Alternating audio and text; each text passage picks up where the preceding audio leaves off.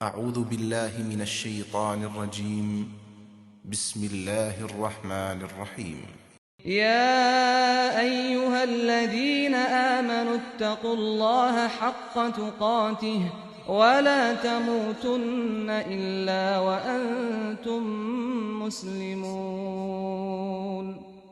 واعتصموا بحبل الله جميعا ولا تفرقوا واذكروا نعمة الله عليكم إذ كنتم أعداء فألف بين قلوبكم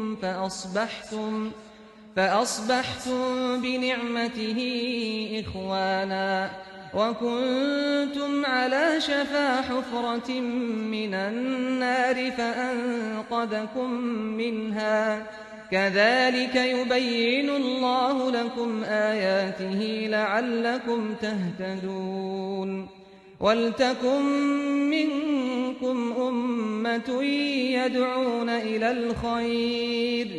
يدعون إلى الخير ويأمرون بالمعروف وينهون عن المنكر وأولئك هم المفلحون۔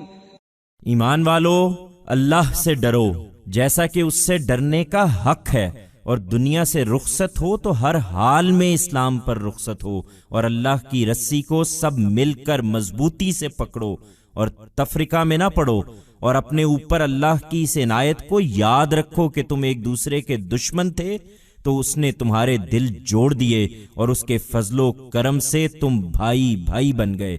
اور یاد رکھو کہ تم آگ کے گڑھے کے بالکل کنارے پر کھڑے تھے، پھر اس نے تم کو اس سے بچا لیا۔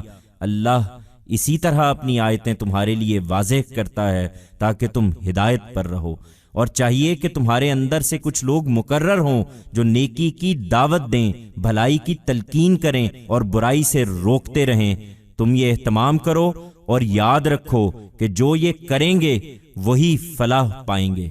Believers, fear God as you rightly should, and when you leave this world leave it as followers of Islam whatsoever.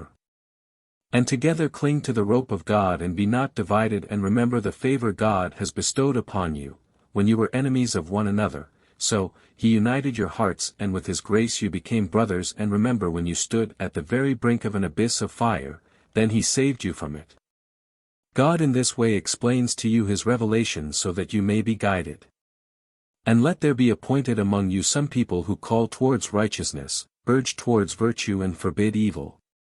Diligently arrange for this, and remember that those who do so shall only attain success.